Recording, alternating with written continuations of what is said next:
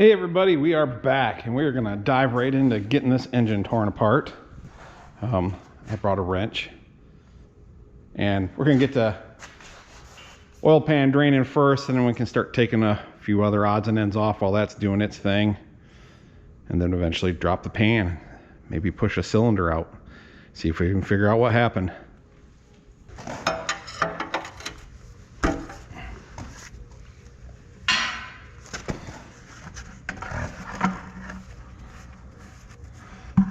Put the light down here.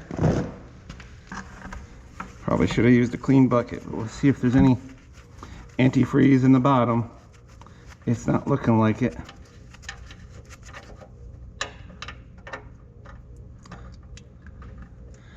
Nope, no sign of water.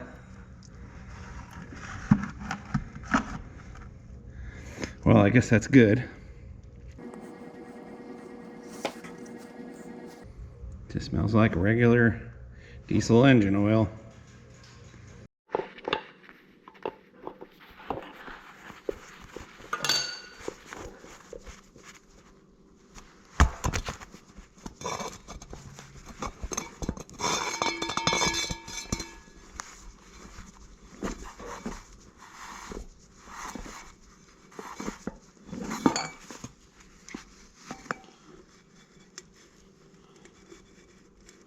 Well, nothing ugly on the filter.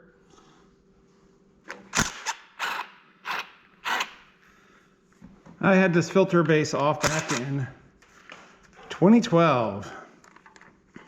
I was getting some seepage around it where it meets the block, and I wanted to take care of that before I took it to a show. The National Oliver Show was here in Michigan. We actually drove a few tractors to it from here. It was about a 48-mile drive each way. And put a new gasket in to cure my leak. But interestingly enough, and your results may vary, but I picked up somewhere close to 10 psi of oil pressure. Let's see, let's make sure I'm not forgetting anything. And near as I could figure, the gasket, we can see it here in a moment, was blown between, leaking between a couple of passages and letting some of the oil pressure bleed off. Just like that. Yeah, near as I could figure, there must have been like some seeping between here and here, because I didn't pull any of the bypass or any of that stuff out. I just took it off, cleaned things up, put a new gasket on that took care of the leak and got me some extra pressure. So, like I say, I probably got lucky, but who knows? It might be worth a try. Your results may vary.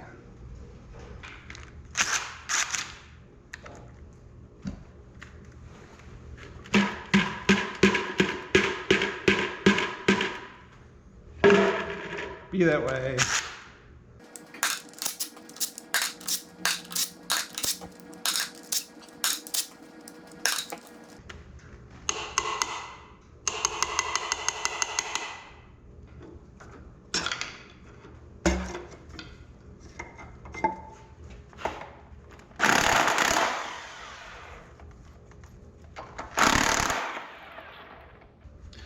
I'm sure a lot of you are familiar with how to remove a pulley. First off, you get the right size socket.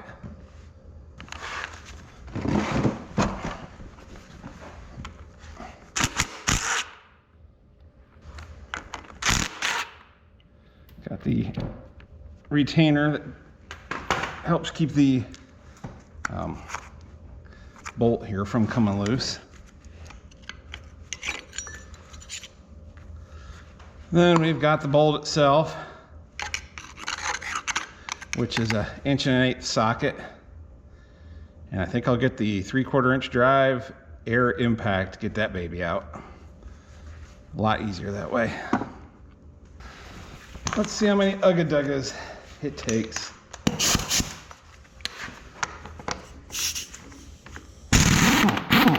That many. We'll probably want the bolt, maybe not. I got a longer one. You don't want the washer back on.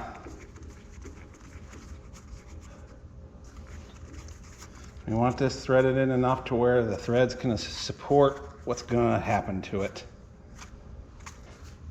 It's nothing fancy. I'm pretty sure it's homemade, bar of steel. I need 3/8 bolts, you know, about yay long.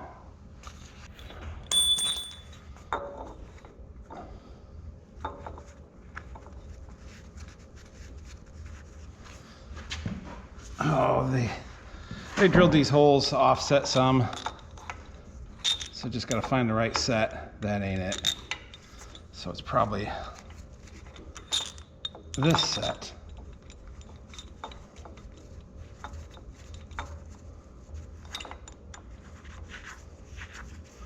That works better. They're probably just a little too long. Yeah. Let's see, those were 4 inchers. Some 3.5s would probably work. We'll leave these 4s here just in case we need them later.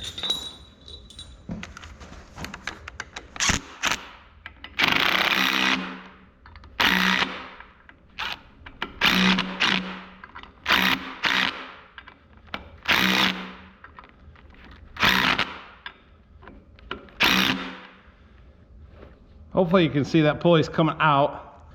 We are pushing against this bolt, which is threaded into the crank, so it can't go that way, so the pulley has to come this way. I think we're about bottomed out. Yep.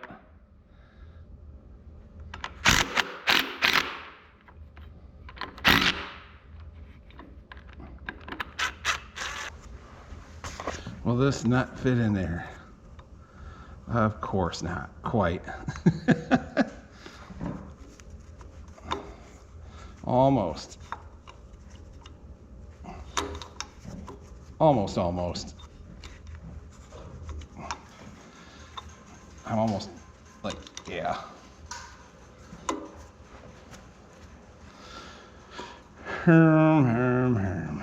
Let me grab something else to throw in there as a spacer. Probably a 3/4 inch nut would work about right. There, that'll give us some thread engagement. If you're ever wanting to change the front seal, crankshaft seal, you got to get this baby off from there. You can still do it in a tractor.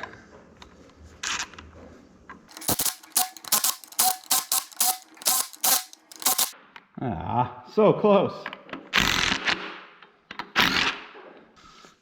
Now maybe that big one will fit in there. And then some.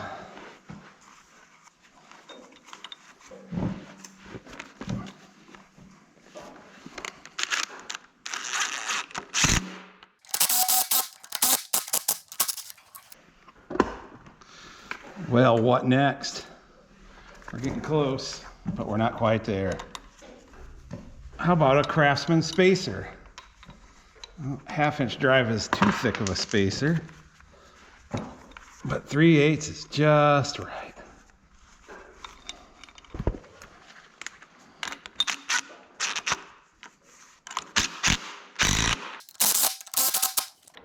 Still not quite there. Now the 1/2 inch drive spacer will probably fit in there. If I can just find where I dropped it to. You know, them things roll.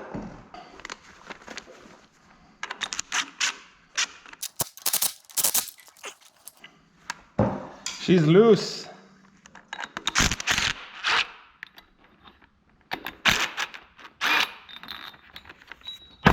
Clank.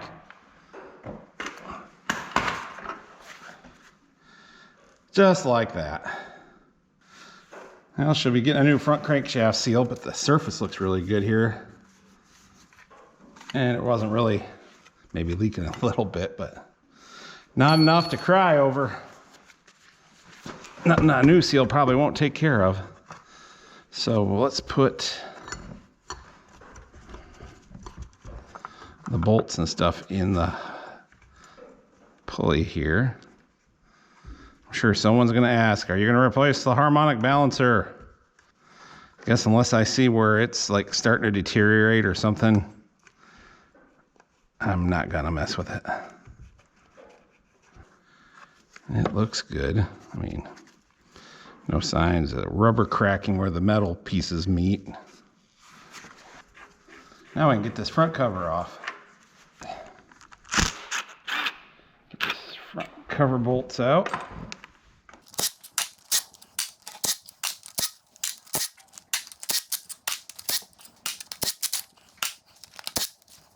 Don't want to forget the ones on the other side here.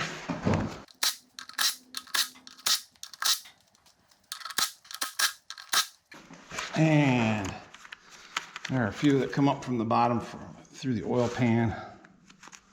I'll at least get these front ones, them off, so we can pop that cover off.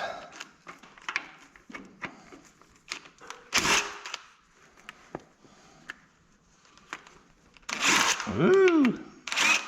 Come on.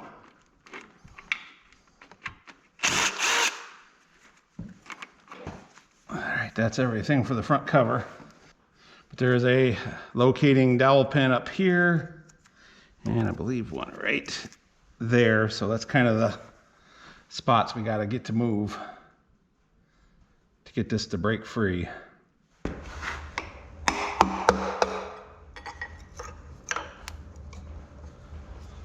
That wasn't too bad.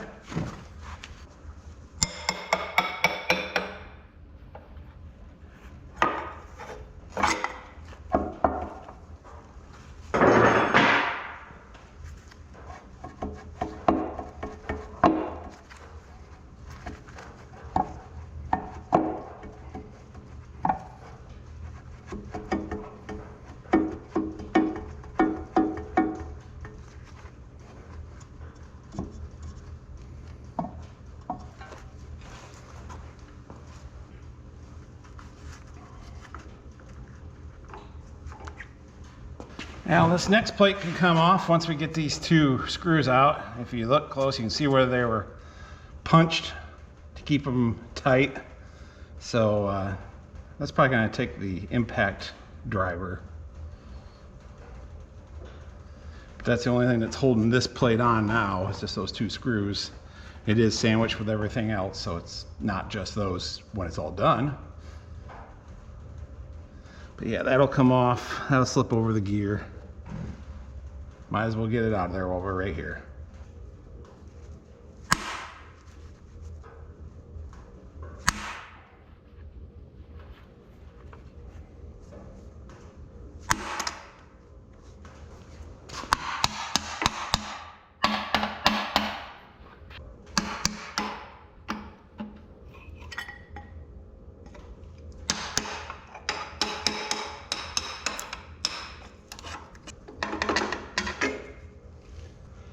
I think we're to the point of rolling it and getting that oil pan off.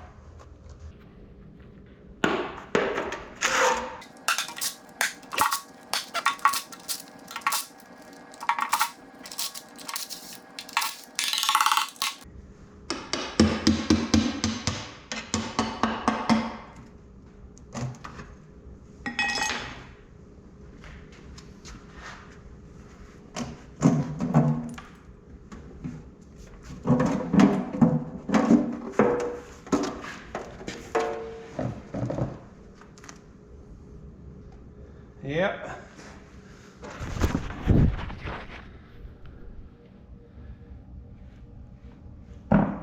Definitely the old 6-point rod bolts.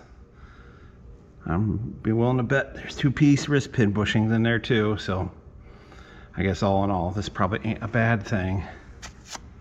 Are the rods marked? I would like to think so, because it's been apart before. Hey, number 5's in a good spot to get it out. But first, let's get this oil pump out. There's a bolt there. Some of them are 2 bolts, some are 1 bolt. This should be a 2 bolt. Yeah, it's a 2 bolt. Just take them 2 bolts out, it slides down. It's driven by the camshaft. And if it was a gas tractor, the distributor would be driven off the top of the oil pump. Yeah, it looks pretty clean inside. But I know it's been taken good care of too, so it should.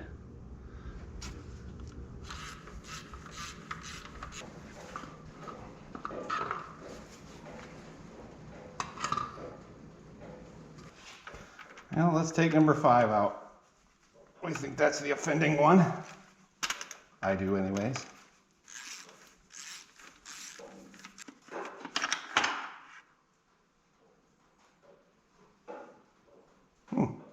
Just a little copper showing through there on that. Other than that, it don't look too bad. Like I said, they were carrying good oil pressure. Let's pull that baby out and see what size it is.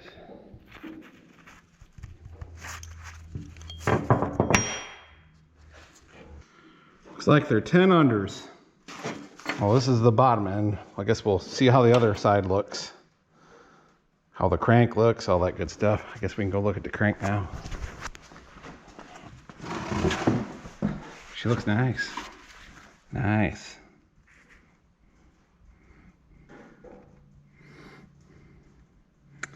Might be able to get away with just this close. Rolling in a set of new bearings. Well, rolling in, it's going to get all torn apart, but we'll see.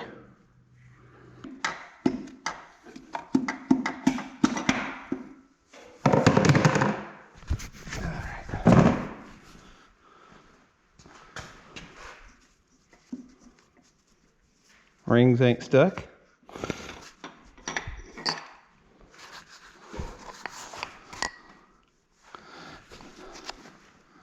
Bearing looks really good. Just a little copper over on this side.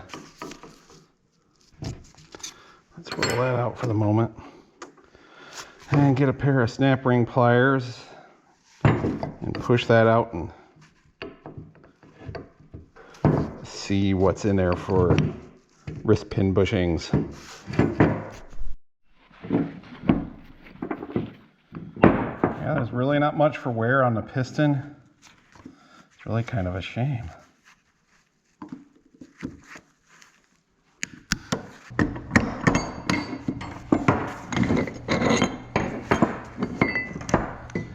Oh yeah. I mean, they look to be in good shape, but it's definitely 2-piece wrist pin bushings. They're tight in there.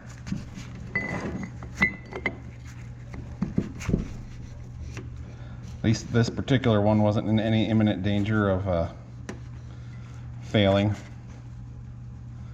But we're here. We're gonna do it right. Let's see if this is marked somewhere. Can't believe they wouldn't mark them. They marked the sleeves.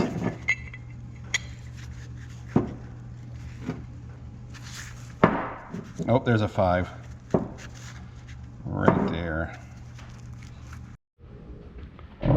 Normally I'd get all the pistons out, then the crank out, then it's pretty easy to get in there with a chunk of wood and knock the sleeves out. But I want to see sleeve number 5.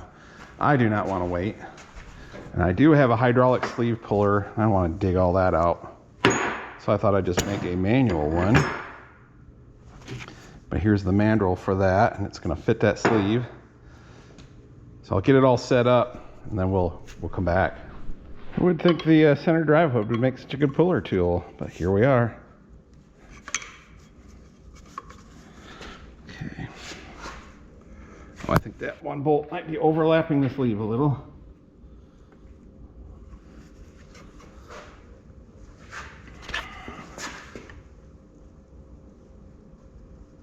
That's missing. That's missing. All right, that's better. Let's try it again.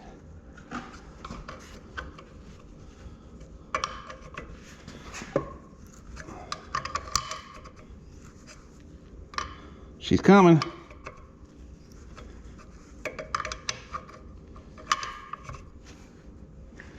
Am I recording? I am.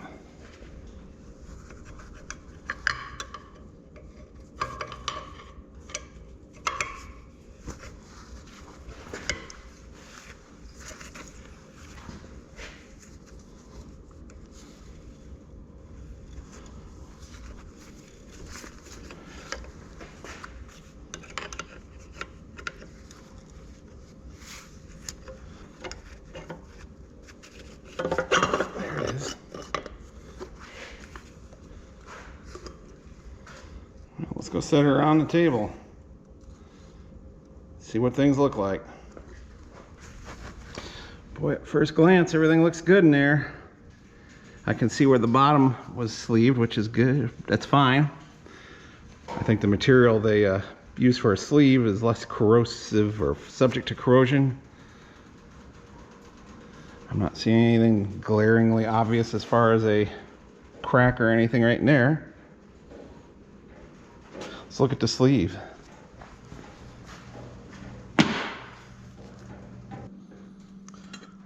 I am not seeing anything jump out right away.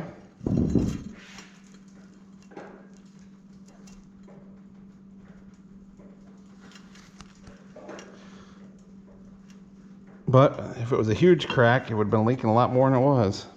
I think what I'm going to do is have him magnaflux this sleeve and see if there's any cracks in it. Need to figure out where it was happening so we don't, end up with the same problem again after a bunch of work. Whether to run this up now or get the block the rest of the way apart. I would like to. My straight edge says it's fine, but there is a little corrosion and stuff, and knocking a couple thousandths off the top of this would clean it up and give it a better gasket surface. Then, like I said, these were sticking up high. If you watched the last video, I'm getting 5 and 6 thousandths protrusion, and that's a little on the high side, which could be causing gasket crush problems. Although that would be amazing that it took this long to happen.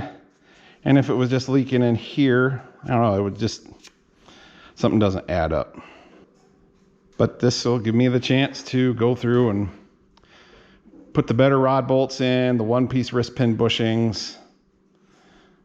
Part of me is tempted to reuse this stuff, but I've got brand new just sitting on a shelf. That just doesn't make sense. But I can keep the old stuff, and then I guess someday down the road, if that sleeve tests out all right or whatever, and it was just the protrusion that was causing trouble all these years later, I guess I could reuse these in a desperate attempt or something. Well, I guess I might as well keep tearing stuff down. Good news. I'm not sure how well it's showing up, but I got that cleaned some more. And what I thought was 0.010 is actually STD. These are standard bearings. I've got some of those on hand. That's a good thing. I actually got a bunch of those on hand. Well, I did the old penetrant thing. And I'm not seeing anything that's jumping out. There's a couple little red dots there. I think it was just the dye that didn't get wiped up good. I'm sure it's been at least 10 minutes. Well, I have to take all the sleeves in and have them magnafluxed. I might as well start pulling more out, and it's all coming apart anyways. But now I know. I'll have to see what the mains are. We'll get the bolts and the rod wrist pin bushings, have them installed and sized, and just keep looking. Hopefully we find a smoking gun. Let's do number 6. I don't know if I'll pull the sleeve on that. I'll probably just go ahead and pull all the pistons and rods. Then I can get the crank out of the way. Then it'll be easier to get the sleeves out. It's all coming apart at this point. Gonna take that block and get it checked out. Another good looking bearing.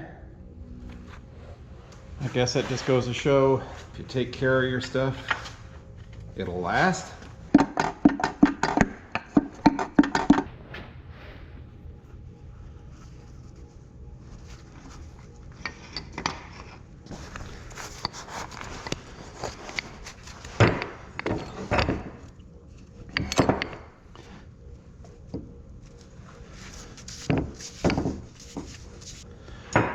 Once again, not looking too bad.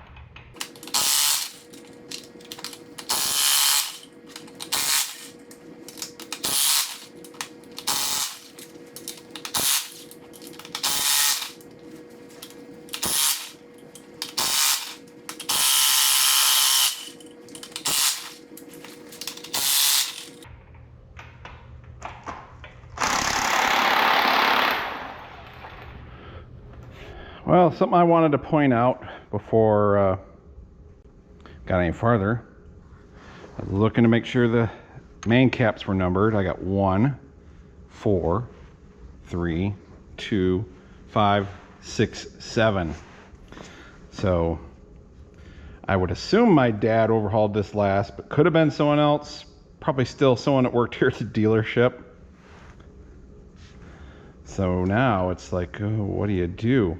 Well, let's pull the caps off and see how those two bearings look compared to everything else. I wonder if I'll have the line bore checked on this. So I'm probably just going to swap them back so they're numbered right. And if it comes out wrong, I'll let him know and he can switch them back, or just do a line bore on it and get it straightened out.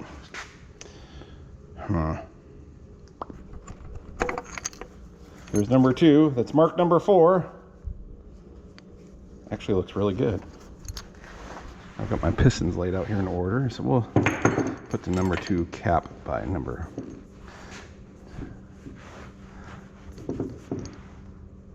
Yeah, that looks pretty good. Well, that is number 2. Well, it was 2, even though it's labeled 4. We'll put it there from out now. Now I'll pull what's labeled 2, but it is 4. Which I think number 5 is the thrust. And once again, God, it almost looks like a new bearing. Some of the others are showing a little, let's see, what did I say, 4? 1, 2, 3, 4. Showing a little bit of copper right there, but overall just barely. And as I've said before, it carried really good oil pressure. So I'll mic the crank, but I'm thinking a little polishing on it. It's all it's going to need, and especially since bearings seem to be getting hard to find, and I have a set of standards on hand. Okay, number 1, how do you look? You look good. You look really good. Huh? How about you, number 3? At least you're ordered right.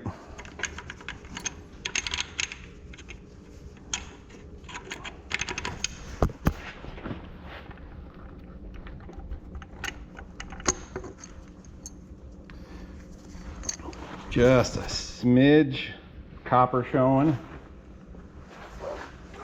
5. Oh yeah, it's the thrust. It's going to wiggle a little less.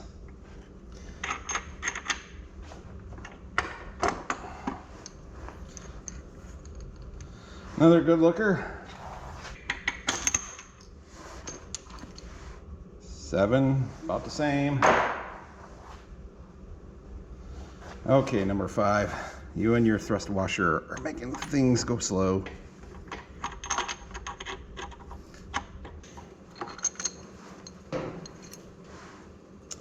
That one looks really good.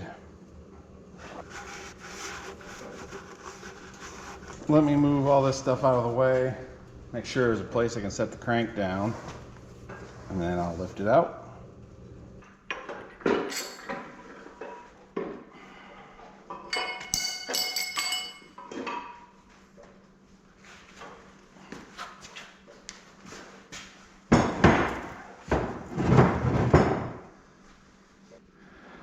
Oh, those are, out.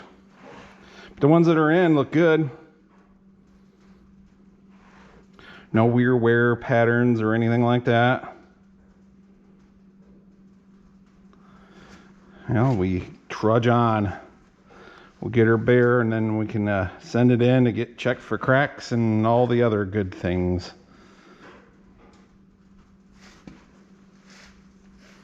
But right now, I guess I can look at this from the underside, and looking pretty good from here. Nothing visible to the naked eye. I know that doesn't necessarily mean anything, but it gives a guy hope. Hope. All right. Which was really, no, 2 was 4 and 4 was 2. Something like that. Yeah, them journals they look spiffy. Got some fingerprints on them from some guy lifting them out, but short of that, boy. Smooth. You say I'll make them. Number 5.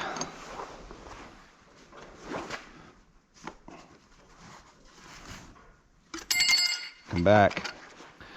6 and 7.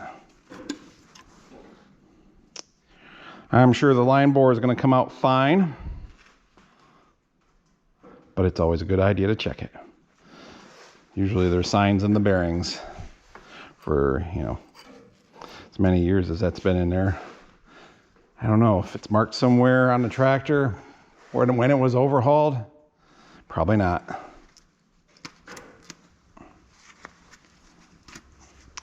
All right, we can get that cam out now. Spins nice and smooth.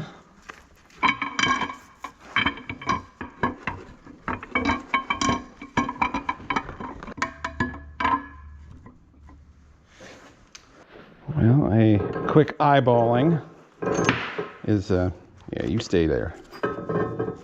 It's showing me that the cam lobes look pretty good. I'll check them. Don't you worry. How does that one look? That one could be, I don't know, maybe it's one of those visual things. Like I say, I'll check it out. It does seem like it has a little bit less lobe sticking up than the rest. We don't need that. Don't think I have any extra cams around. We'll Sharpie them babies to number them, keep them with their proper spot.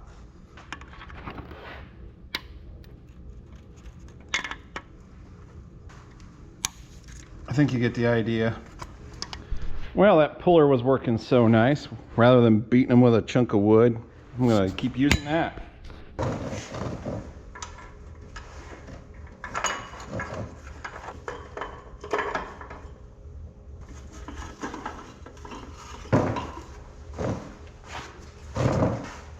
Well, here's something I didn't expect to find, a sleeve shim. I know they exist, but the fact that this was standing a little proud kind of surprises me that maybe someone's mic was off. I don't know, maybe I'm measuring it wrong. Huh, we'll see how many others have it.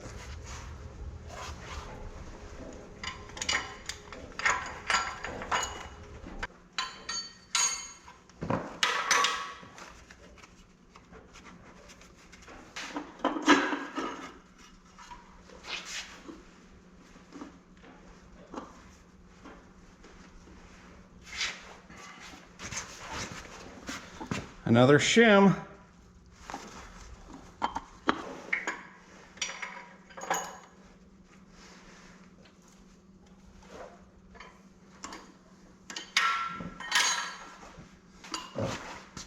Another shim. This one didn't survive the extraction quite so well. So far, the first 3 have had shims. Number 5 did not. It was sitting low. Oh, let's turn this in, friends, so you can see the other side. Plus, it'll probably be easier for me to reach. Number 4.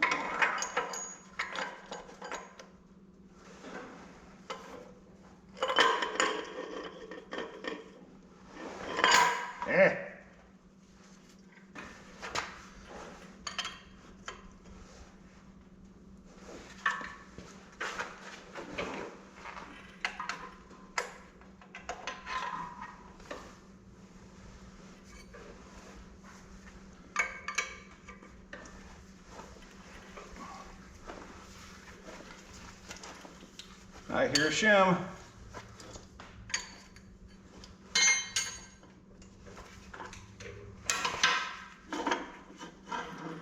And there it is.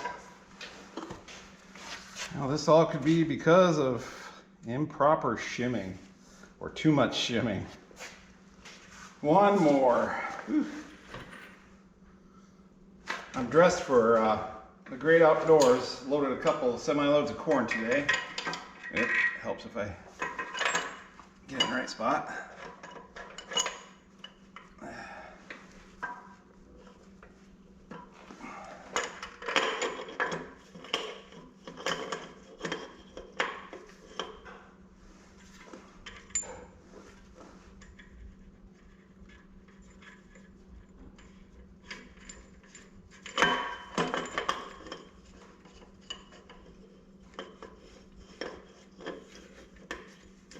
Fewer spots to hit here, more ports.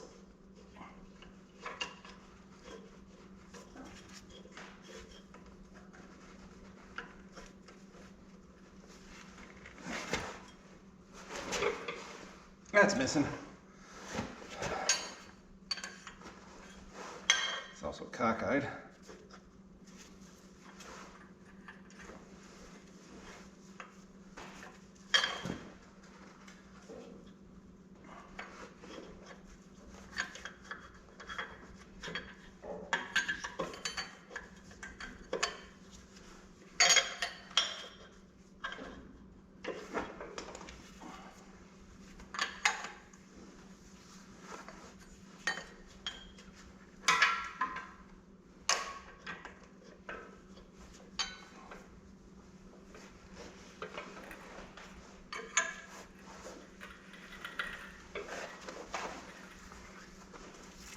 And I hear another shim.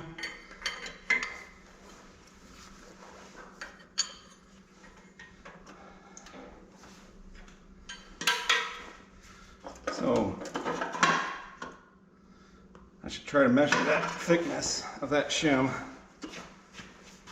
But I guess that explains my readings on sleeve protrusion.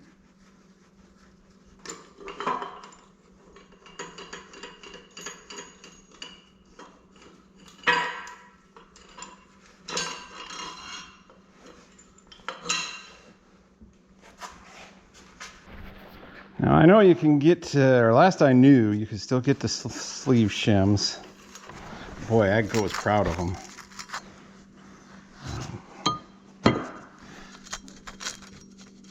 It's pretty thin. Put the calipers on them and see if I can measure the thickness, see how much. I would say it's probably a 2,000th shim. That would put it about, you know, the right distance above number 5 that had no shims. Oh my, I think someone just wanted to make sure I had a job, you know, 50 years ago. Well, I called that one. This is a shim off from number 6. It's a 2,000th, which is about how much all 5 were sticking up versus number 5. There was about 2,000ths difference. So I'm thinking my measurements might have been better than someone else's, because I caught the difference and they did not. I don't know. But that could have been the problem all along, other than I would have thought a new head gasket would have sealed it back up. Maybe a newer head gasket doesn't have the crush tolerance that the older ones did. I don't know. Still gonna have a couple of these sleeves checked, probably number 5 and number 6. See how that seemed to be.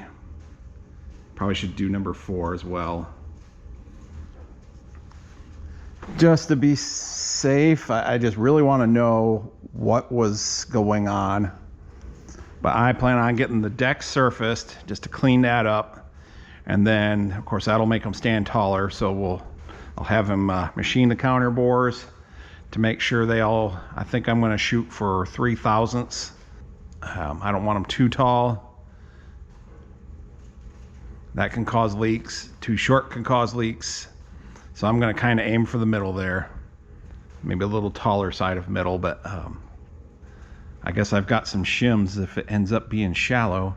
I'm going to definitely save them because, like I said, Agco's proud of them. Although a guy could probably stamp some out. I'm trying my penetrant crack shower stuff on number 6 and number 4.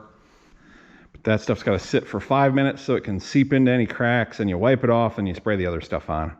And it's been at least 5 minutes.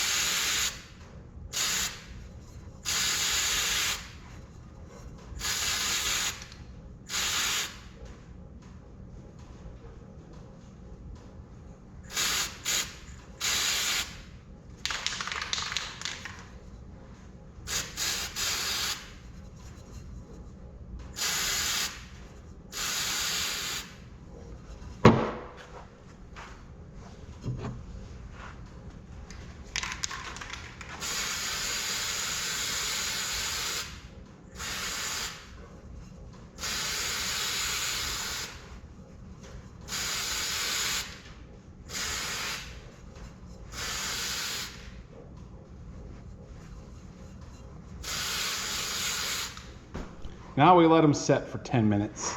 Give it a chance to draw that stuff out. If there's a crack, the red stuff soaks in. This draws it back out and makes a line where you can see the crack.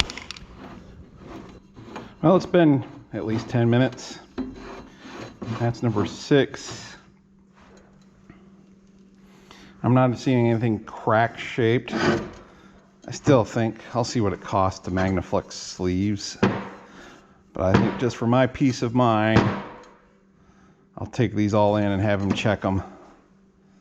That, and if I'm going to save them for some future project, you know, when maybe some of this stuff ain't available anymore, I want to know that they're good. Or maybe you guys want to buy them. Or maybe I'll hang them on the wall of shame. It needs some additions.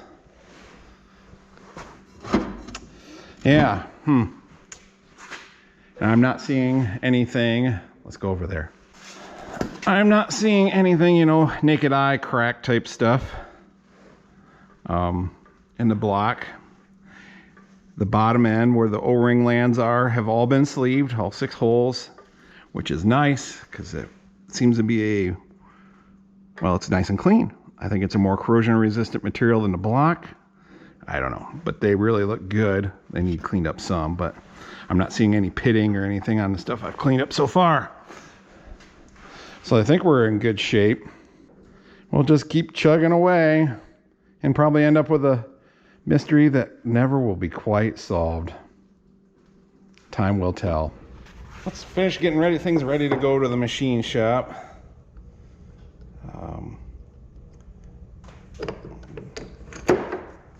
I have ordered new 1-piece wrist pin bushings, and apparently these pliers are too big. Now, what was I saying before I so rudely confused myself? That moved out fairly easy.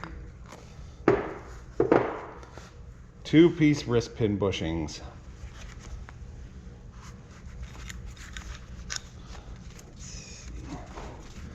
I'll torque these rod bolts down so he can, sorry about the wiggle, he can check the size on this end. For pretty much going back all the way to the little Oliver 60 that had like, what, 18 PTO horsepower, they used these 2-piece wrist pin bushings. The earlier rods had a hole in the top here, and as the oil ring on the piston, this bottom one, you see there's holes right underneath the ring. As it would come down and scrape the oil off the inside wall of the sleeve, it would go through those holes, and it still does on these, and comes inside and helps cool the piston and lubricate the upper end. And on the older piston rods, they had a hole in the top here that had a little bit of a cup shape that would catch some of that oil to lubricate the wrist pin bushings. When they redesigned these wrist pins, they screwed up in a little bit of a way. They offset the where the rod bolts go in, which that's not what screwed things up. But they added a drilling, that didn't screw things up, to get pressurized oil to come up every revolution to help keep this upper pin lubricated. What they should have done is beefed this up a little bit more up in here to get a thicker, heavier bushing, room for more of a bushing. There's just not a lot of meat to grind, to bore that out, to put a bigger bushing in without losing some strength. So, you know, that's something they should have done. Well, what they did do is they kept with these 2-piece wrist pin bushings, and as horsepower went up and heat levels and stuff, they could come loose. So far, none of these have been loose. This is the only second in the rod that I've pulled apart on this engine. And you're just like, well, big deal. The idea with them being 2-piece, I suppose, is it gives a channel for that oil when it was coming down from above to work its way down through. And also kind of gave that room at the bottom. They did kind of put a cutout in there for the hole, but even if they come right together, they would still let oil through. But if they got loose, one side could wander out. Oop, let me grab the piston here and kind of get ate away on the inside of the piston and eventually work its way out enough to where it was no longer supporting the pin. Well, now when your piston going up and down, it's not much. I mean, visually it's not that much, but because the pin ain't in, but it cocks a little sideways, and that's like turns it in from a piston into a wedge. It's trying to grab that sleeve, and eventually what happens is it grabs good enough, it rips this rod right in half. And that's usually the fault of what the fault is. So they came out with a 1-piece wrist pin bushing, and that way, even if it does come loose, it doesn't have enough room to come out and let things get off kilter. So I've got them ordered. So I'll have to wait to take this in the machine shop because he will press those in and fit them to the pins. That is one of the upgrades. The other upgrade is rod bolts. This still has the original 6-point rod bolts in them. I think they were grade 8. The ones you can get for replacement now are, I don't know if that'd be considered a grade 13, but the tensile strength on them is much stronger than these. So less likely to break them rod bolts off and break it that way. So more strength on the bottom end, more resilience on the top end. Just a good thing to do. So, well, these are marked, but I think only the caps are marked. So I think I'll stamp both halves somewhere to make sure they stay together right, match set, and then torque these down. They'll be ready to go in for him to fit the bushings in and make sure these are perfectly round, and if they need he can do stuff to correct that if they're off by a little bit. Well, here's an example. First one I found, but this bushing has come loose. I was able to just push it out by finger and push it back in by finger. Definitely bad. So probably another good reason to just tear her down and do her right. It's gonna get the full treatment. Pretty much. All right, we'll just stick that back in there for now. I think I might even have them Loctite, the new ones. Why not, right? That one was, I think that was number 3. Yes. Well, the crankshaft looks really good. Got the mic out. It says it's all within tolerance for standard bearings still. And I happen to have I had all the rod bearings. I was able to find some standard mains. There's no unusual wear patterns in the bearings. Anything odd like that, it turned nice and smooth in the block. So I see no reason to throw money at things that don't need fixed. Yeah, it just looks really smooth. I don't know how well it's coming out on video, but she looks good. So we're gonna roll with that.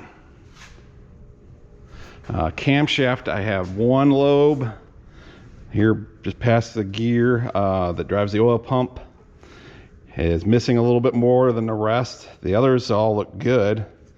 That one's a little rounded off and missing some meat, but I found a good camshaft. I might eventually get this one rebuilt, reground, and I'll probably have to weld that one up. It's missing enough. But short of that, I think it's still, you know, obviously I'm not going to throw it out. So all set on a camshaft. Good one's on its way. Crankshaft's good. Yeah. Overall, she's coming together pretty good. As long as we can figure out where that stinking leak came from, I think we'll be golden.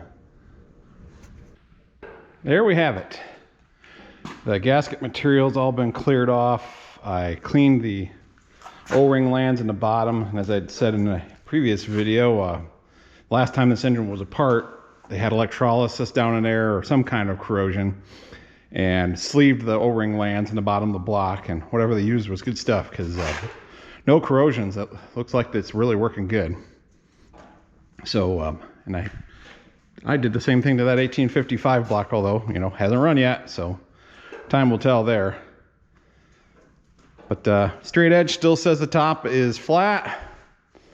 I'm not eyeballing any cracks, but the time will tell. It's gonna go in, I'll Magnaflex it, I'll have them still take a little bit off the top of the deck to clean it up. There's a little bit of corrosion, a little bit of pitting that could have possibly been part of it, but I doubt it.